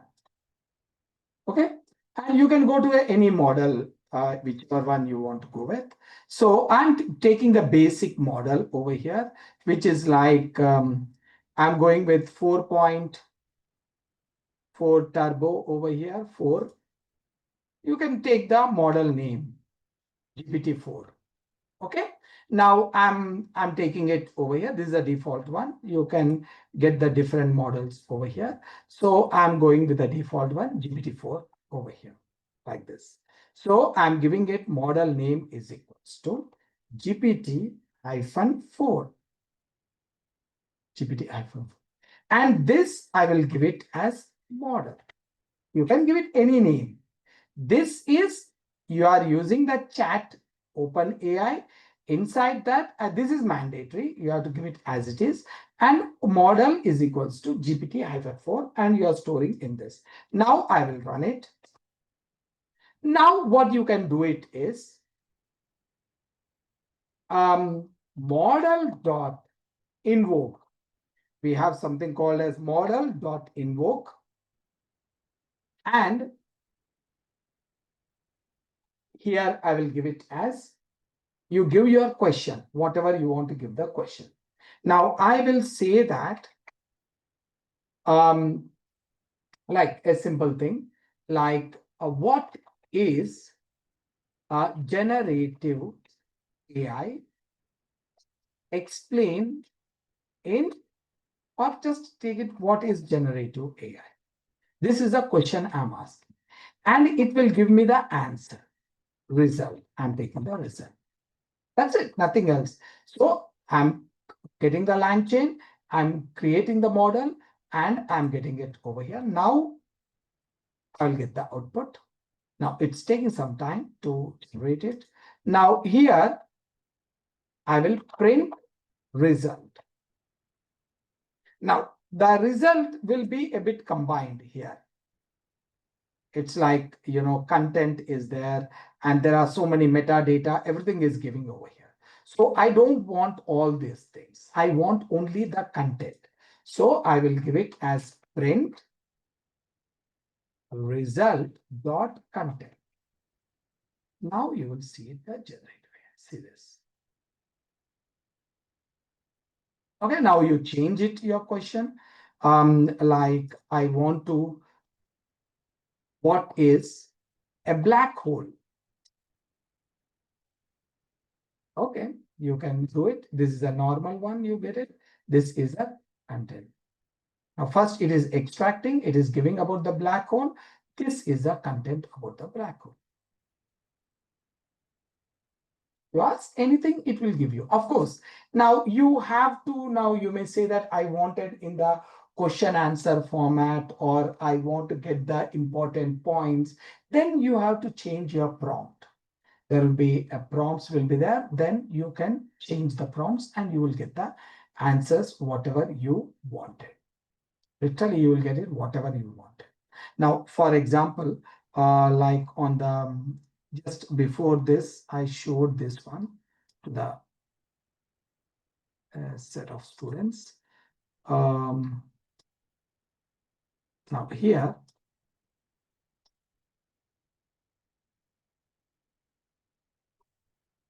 now change to this one. I created, now just before a couple of hours, I did this code.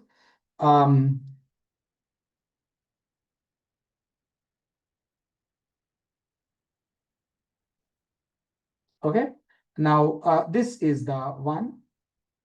You can see the necessary stuff here. I'm giving the prompts, different prompts, 1 prompt, 2 prompt, and related topic prompt and runnables. These all are different things. Now I'm giving this information. I'm giving it this text. Now, whatever I was asking it. Now, this is not an, RAG. This is not the RAG. It's just a simple. I'm giving this text about the reinforcement learning. And what I wanted is from this, I'm creating the first prompt. I wanted here, I'm writing, generate the 150 words detailed summary for the following topic. First one. Second prompt, it is saying that extract 10 important technical terms from the following text. So from that same text. And here I'm saying that suggest me 5 related topics that a learner should study. Now, what this is doing is I'm giving this text and I'm asking the model to just make it a summary of 150 words. Okay. Next, I'm saying is take the very important terminologies and explain them briefly. What is that terms? Second. Third thing is, along with this, if someone want to study, what are the related topics? Please tell. I'm asking these 3 in the 3 different prompts. Okay. Of course, you can say that you can ask all this thing in a single prompt. We can do it. But here I'm writing the code to generate the prompt and I want to run it parallelly. Okay, there is a parallel chains are there. That's concept. So I'm passing on this. This is a text actually. See the result. This is the result. Study material in reinforcement learning. This is a summary. They gave the summary. Complete summary. Now here it will be difficult, or what I'll do it is I will copy this. I will put it on in some here where I explaining you. I will put it on the output over here. Here. Now just see this. Okay, we'll remove this prompt.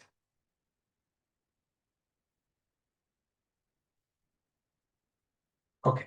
Now this all I will increase the font. Show you maybe 18. Okay. Now this is the summary. Now understand the text. Text is this. This is my text. Okay, look at the text. I'm going to show you the text also over there. This is the text. I have it. Now this, let me increase the size of the text. Over here. Now look at this. Now this is the one text I gave it. A simple text.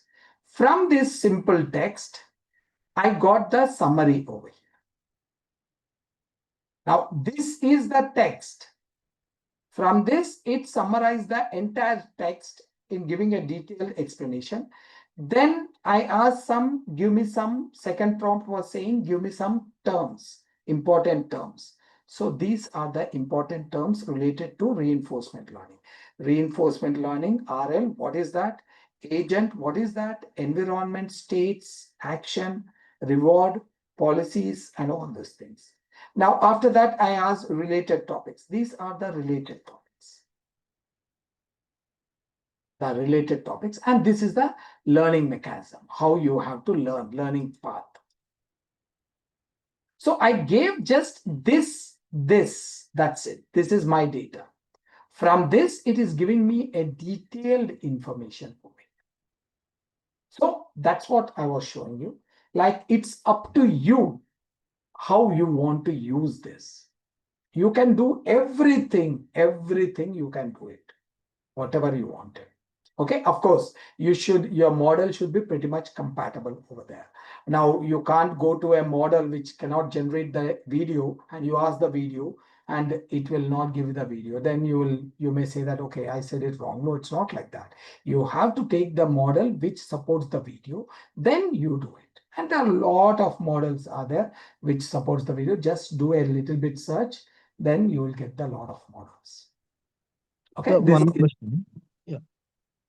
In the program you have written, you have saved the API key as the by importing OS and you saved it to a variable.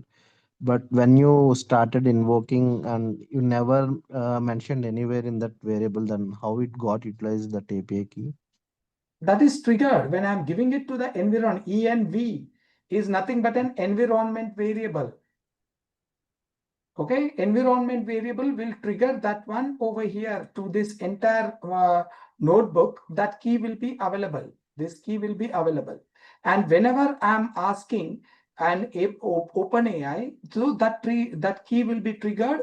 And this is an environment variable. Environment variable means where you can put on something that will be accessible to the entire application.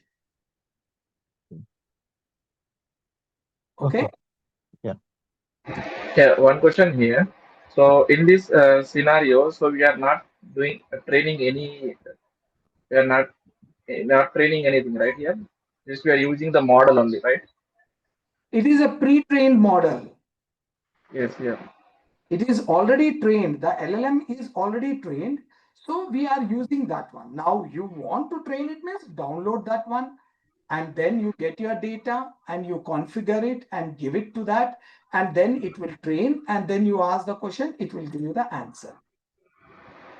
Okay, sir. Okay. But as I told you, the fine tuning, no one is using nowadays. Instead of fine tuning, I told you that what is the problem with the fine tuning. So again, we are going to deal with the fine tuning. It doesn't mean to say the RAG is the one they are asking it a lot and lot. Okay. So regarding to this training, so in this course, you will teach to how to train the data and all those things you will teach, right? Yeah, everything I will teach you. Oh. Okay, whatever the data I have it, I will do it. Now don't get your some required data and ask me to get the data and train it. Means I can't do it because whatever data I have it, I will show. Okay. Yeah, yes, fine. Yeah. Okay.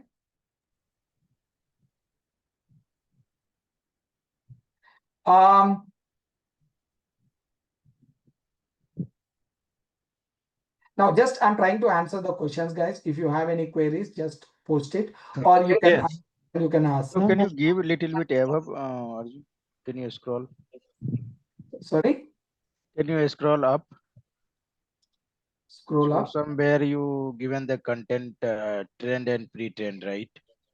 From data to model. Okay, here. So where? Above now. Yes. Little bit. Up. Yes. Yeah. This is deep learning, not the generative AI. No, okay. no. How do you So, training model in this course? How long? One question. between I have one question. data and a model.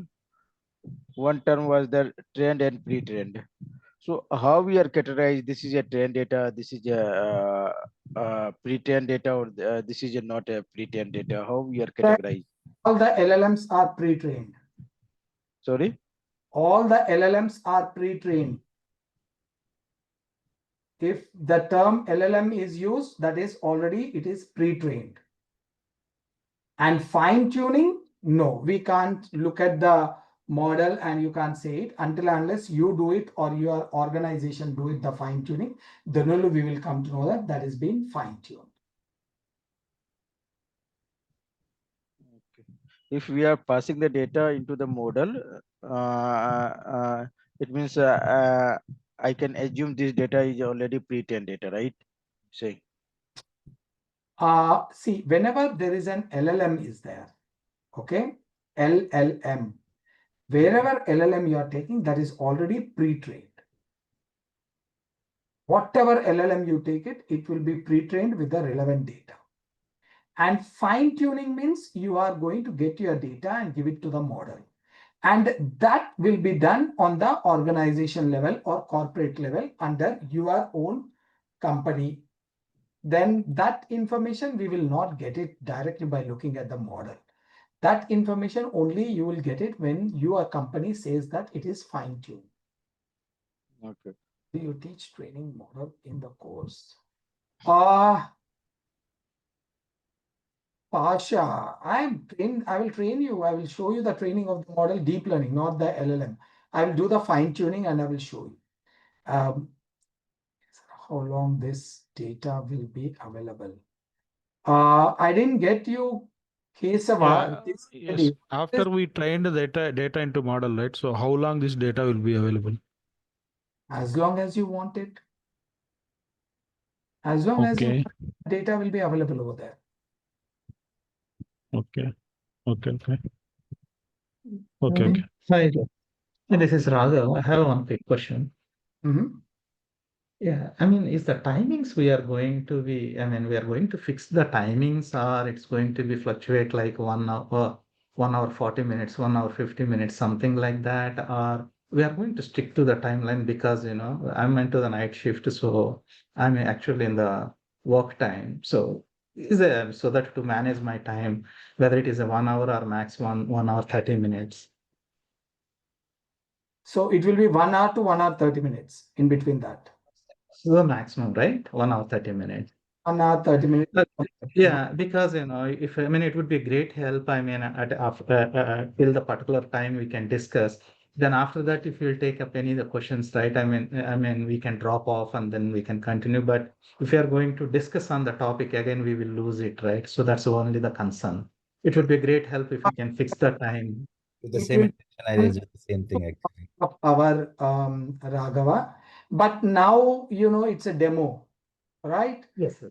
You can see that there are so many questions we are asking. Yes, yes. Now in the actual course, you know, there won't be so many questions. If there are questions also there, we will strictly stop at 1.5 hours and we will make sure that the next class we can continue it. But you know, today is like approximately, you can say it as a last class for today demo. I'm not sure that there will be a demo tomorrow or not. I didn't get any updates.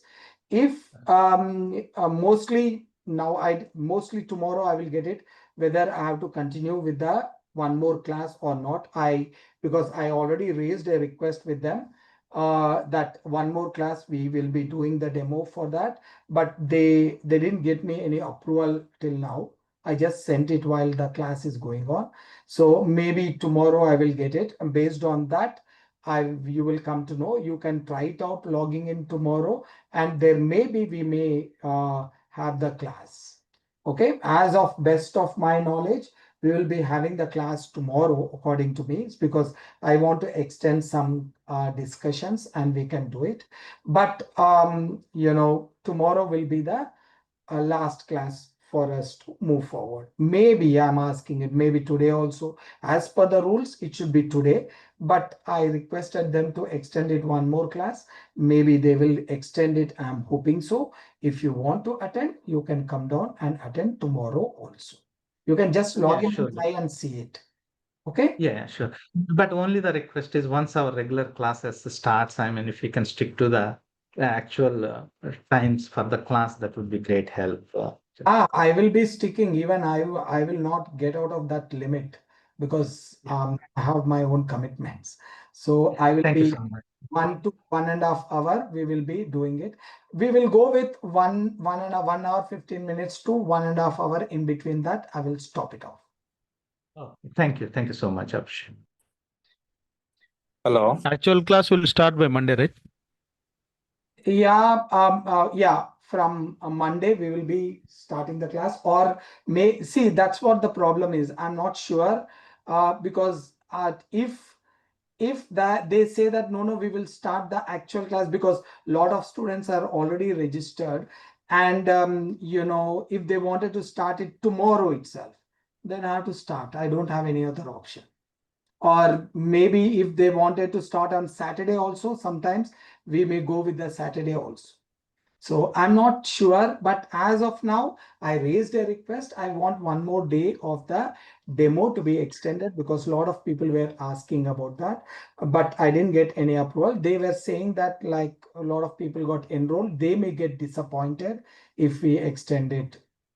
I'm not Yeah, sure. Like, better you can yeah, start actual class from Monday onwards because it's a long weekend, so that's it. thanks, but I don't have anything in my hand. So Okay, okay. they have to decide it and they have to give it. Sir, the classes will be till, I mean, the whole week, or will be having any gap on Sundays or Saturdays? Yeah, it will be a 5 days week officially, and 2 days weekends will be off officially. But maybe sometimes I may call you up over the weekend, that is Saturday. Sunday, I will not take it. Saturday, I may call you down on your prior approval. If you are available, then only I will take it. Otherwise, I will not take it. Okay. Yeah, one question from my side. So you will take a doubt session also, like let's suppose we are doing some practices. If we face some issues, so we cannot ask in that in the regular class, right? Why can't you ask? No, for doing any practice, let's suppose I'm doing some, you assign me some task, any practice. Let's suppose I struck it in the somewhere. Okay. Mm-hmm. So if you want to help out my issues or any practice, just you will take any doubt session classes or any kind of that. It's not like that. It's not so formal over here. If you have a doubt, you can send it directly over the WhatsApp and I will respond if I'm available immediately. Or in the next day class, if you can raise it like, okay, I have this query, then I will immediately try to resolve it. Or if you send the code, I will remove the error and I will explain you what is the error also. It's not that we will keep a separate doubt session for that. You have to wait 2 or 3 days for that. It's not like that. Immediately I will try to rectify because you have to move forward, right? If you are stuck with that doubt or that error, you can't move forward. Okay, yes, fine. And Hello. one more question. Yeah, one more question regarding this pre-trained model, right? So whatever the current market, so all our projects are running with the pre-trained model or any new custom trained models also, is it also any development is going on? Sorry. So you mentioned that we need to use the pre-trained models, right? Mm-hmm. So all projects are whatever projects are going on with current as of now, all are pre-trained models on the projects. Yes, all of them are pre-trained models. Okay. Mhm. So let's suppose I have a requirement. I want to implement AI in my projects. Okay. There is a no pre-trained model. So how I need to decide? So which I need to do the customization of. I need to develop a new model for my project. You have the data. Yeah, I have the data. Let's That's suppose take the an thing. yeah yeah. Let's suppose I have the 10 years of data. I want to implement generative AI. Okay. But I don't have a pre-trained model as per my project requirement. Okay, in that scenario, so I need to develop my own LLM model. Now, you can't develop it. It is very, very expensive, but you can do the fine tuning. Okay, Get the LLM and you do the fine tuning. That's it. okay, I want to get a job in the field of generative AI, and for that, I need 1 to 2 ML projects, one deep learning project, 1 to 2 generative AI projects, and I need to cover 3 years of gap. By Saab, I don't know, like Vivek, for covering 3 years, you are asking the projects of like 5 to 6 years. So you can't put it all of them in that 3 years. It's not possible. So if you want to keep it 3 years, keep 1 year in the deep learning or 2 years in the deep learning and 1 year in the generative AI. And 2 years in the deep learning, more two projects are more than enough. And generative AI, one project is enough. Whatever we are going to do it with the projects, you can directly do with little bit changes, and you can put it that one in your resume. That I can do it, but I didn't get the point over here.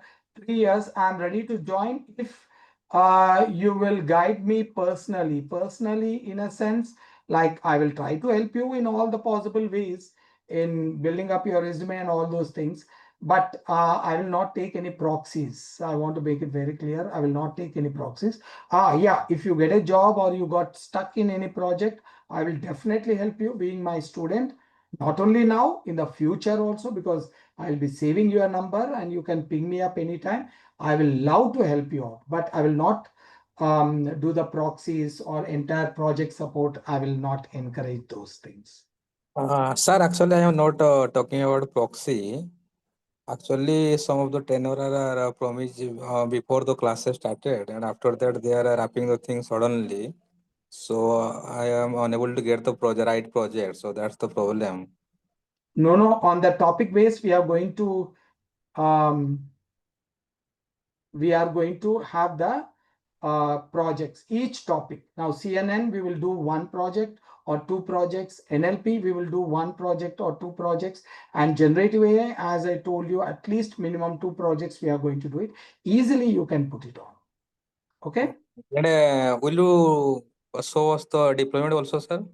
Because that's also important, I think. I meant using the cloud, I will not show you any deployment, but I will show you the end-to-end like building of the project, and no UI and no deployment, please, because it will take a lot of time and our course will be increased again. Okay, sir. Thank you. With agentic AI.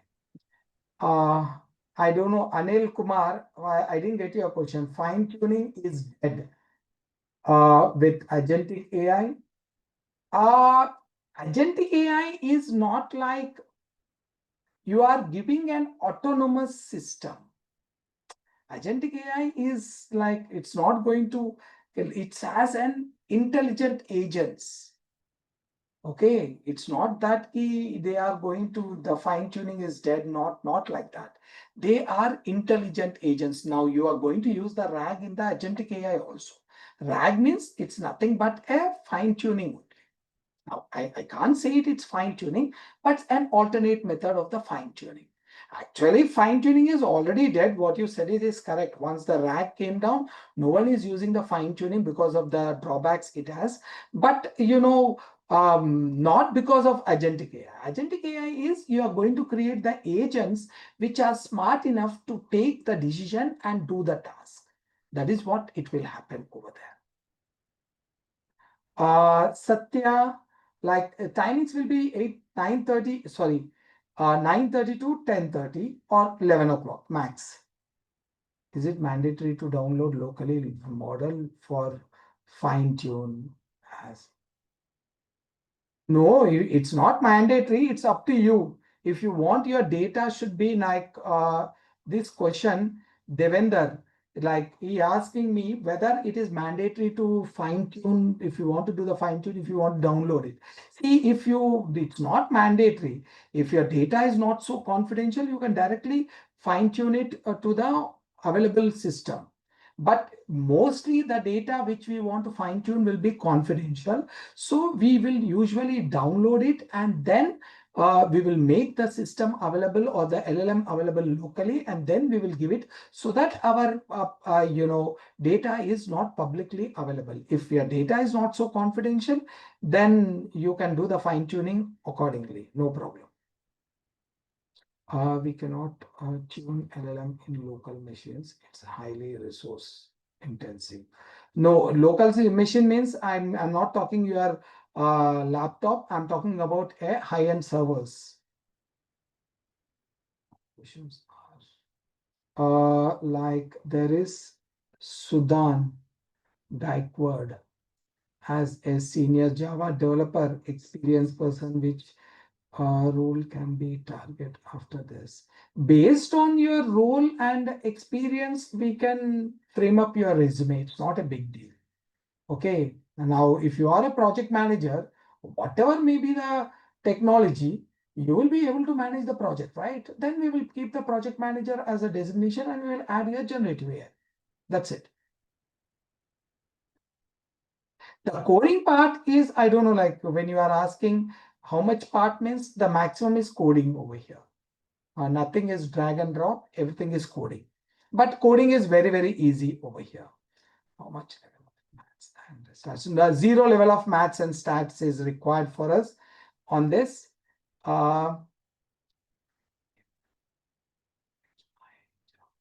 Yeah, definitely. If you have any experience in any software, you can definitely use that over here, because I will let you know how you can do it. No, we are not going to cover the Spring AI. We will cover the, LangChain, not for Java. We are going to deal with the LangChain with Python, LangGraph, and CRUD. Nothing like I'm layman towards the Java. I used to do it long back, but now it's been a while, since like 10 years since I never touched the Java. So my core will be on Python. Entire course will be on Python. Sir, I don't know, as you said, the LangChain, the keywords, do we have any list of keywords provided in this course?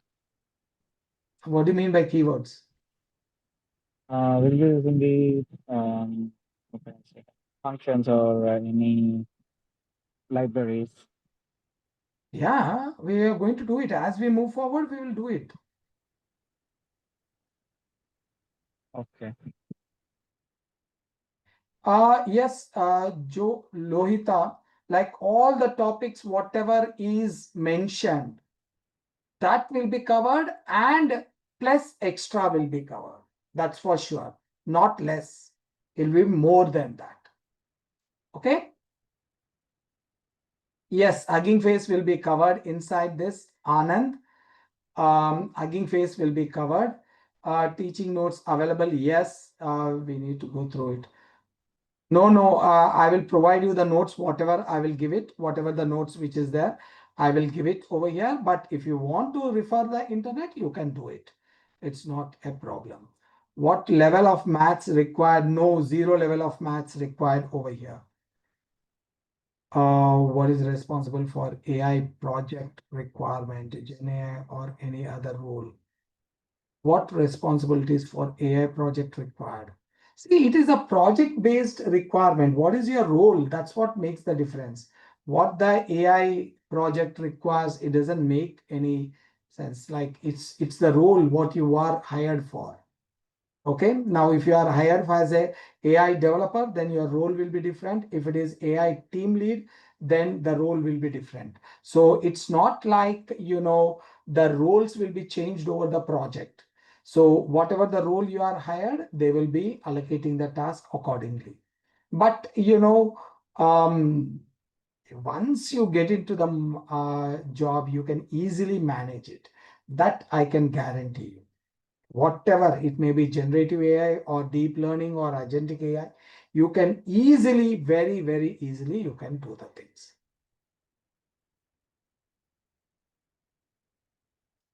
Yeah, project manager will be there. Project manager will be there who will be responsible for the AI project requirements. Okay, any more questions, guys? I think I answered almost all the questions. So let me stop it over here now. So one question actually. So I'm just trying to understand that exactly that role of the GenAI actually. So are you looking at creating the model and then train it, or will be using that all the pre-trained model actually? You will be, one thing is sure, you will be using the pre-trained model and you will be doing the fine tuning as per the requirement of your client. Okay, and what about that this course content actually as per your training? Are you going to create any model and then train it, or all the session will be based on the pre-trained model actually?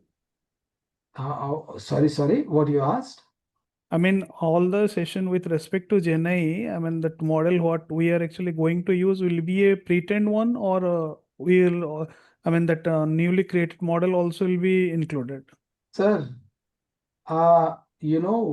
creating an LLM or training an LLM, as I told you, like ChatGPT or GPTs, it took them like $6 billion.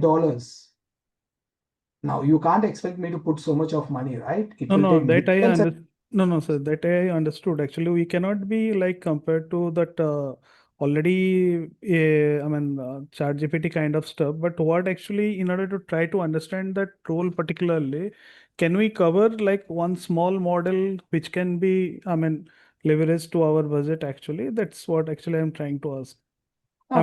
Can you, just to know the procedure actually, so that we can have some understanding, like, and when if someone will go to some GNI role in near future, he or she must have some experience on those particular process actually. Actually, what do you mean by small model, small LLM? Small LLM also, it will take millions of dollars. Okay. So, okay, if you want to know how the LLM get trained, then there is a process is there, but no one will ask you in the interview whether you have trained an LLM practically. That's kind of a foolish question what an interviewer is asking, or you can expect from an interviewer. Do you have an experience in training and pre-training an LLM model? That is kind of, I can say that no one will ask that question with my experience. Okay. Yeah, I can show you how the training can happen with the ML or DL. With ML and DL, I can show you how the training can happen. Now, you can't expect me to get all the data and train an LLM for it. That I can't do it. And not only me, anyone can do it. One can do it over there on the training basis. And with respect to agentic AI, are you going to create our own customized AI agent, or it will be a pre-trained sort of? AI agents are all customized only. There won't be any pre-trained. Okay. All the agents we are going to create as per our requirement, and we are going to use that one allocating a task. Okay. So there will be some use cases also with respect to agentic AI. What do you mean by that? Are you going to some sort of use case based on agentic AI? Creating a. When I'm creating a project based on a use case only, I will create a project, right? No, I am talking about agentic AI since you haven't covered yet actually. So just asking. AI also, we are going to create a project. We are going to create an automated agents over there based on the use case. Okay. In fact, we are going to do it based on the use case only. Yeah, thank you. And also, are we gonna deploy it in any cloud? Sorry? Are we going to deploy this in any cloud? No. AWS or Azure? We will not do any cloud deployment as a part of this. Because it will take it lengthier. This itself will take like 4.5, 5 months. Then again, going through the cloud and deploying, explaining will be lengthy. So there is no cloud, complete end-to-end building of the project, and you can take care from there on. MCP will be covered over here. No problem. That will be covered. Any more questions, please? Okay. One last question. Yes. Just a use case. I just got a thought because let's say my use case is we have a code base and there are some logs. I want to get the information, and from the logs, where the exception has happened.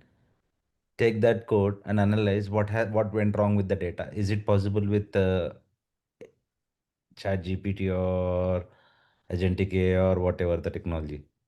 Or can we do with LLM? Can we data you are talking about? Yeah, using logs, go to the code and identify what the problem is. Yes, it will be possible. Okay. It will be possible if you provide the data access and the log access to the LLMs. Okay, and the code it can analyze the code as well. It can analyze the code, or it can rectify the code and improve the performance of the code. Everything it can do it. Super. Thank you. But that can be possible only with the model by using the RAG technology. We will pass our repo and as well as our log files, right, to the LLM. Yeah, that's the way you will do it. Or you can give That's how that. Yeah, that's how we need to pass the inputs to our LLM, right? I mean, which code base we need to validate and what are the logs there. It depends. It depends. Now, if you are having the files in the, like it's not available, you have the files with the client location and the remote location, then provide the access to that. It will go and take it and it will do the answers and it will get the out. It will do the analysis and it will get you the output. So to pass these files and all, we will use the RAG model, right? Sorry? To pass the files or any additional information to the LLM, we will use the RAG model. That is the preferred one. Okay, yeah, got it. Thank you. That is the preferred one because, as I told you, once we go with the fine tuning, there's a lot of drawbacks are there with the fine tuning. But fine tuning was very popular initially, but later on, like RAG was like dominating the market as of now, where we don't need to give it the model all the data. Our data will be secure and you can use the model directly. Okay. Yeah, thank you. Thank you very much. So I'm stopping it over here, guys. Let's see if the class is there. Let's meet tomorrow. Otherwise, we will start our regular classes from tomorrow. We will go with the Python. Okay. Thank you, guys. Thank you. Right? Tomorrow we have a session, right? That's what I said it, right? I requested the admin people. I don't know whether, because they were saying that, you know, a lot of people are waiting for the start the classes. So we gave it a commitment of 4 days. So now we are It is going a demo regular session will start at any one of the session will be there, regular or demo. Yeah, anything will be there, but there will be a class. That's for sure. Okay, okay. Either it will be a demo or a regular session. If they wanted, see, you should understand, I have my own limitations over I got it. We got it. I can't go further. So they are very strict with the things. So I don't know like how it will go on. If it is there, then I will be very happy to take one more class and clarify all your doubts and this. But unfortunately, if it is not there, then I have to go with the regular class. And Okay. one last question. When I asked ChatGPT about the prerequisites, it has said that I need to learn linear algebra, calculus, and other stuff. For what you asked? Prerequisites for artificial intelligence courses. Intelligence means it is taking the machine learning also for that. Okay. For machine learning, we need that. For machine learning, you know, you need a basics of statistics because we will deal a lot of with the algorithms and derivation of the like mathematical intuitions of the algorithms over there. But when it comes to the deep learning, we will not do so much. And generative AI, as I told you, we are going to get the model and we are going to implement it. That's it. Okay. Okay. Cool. Thank you so much. Thank you very much. Thanks for your time. Okay, thanks.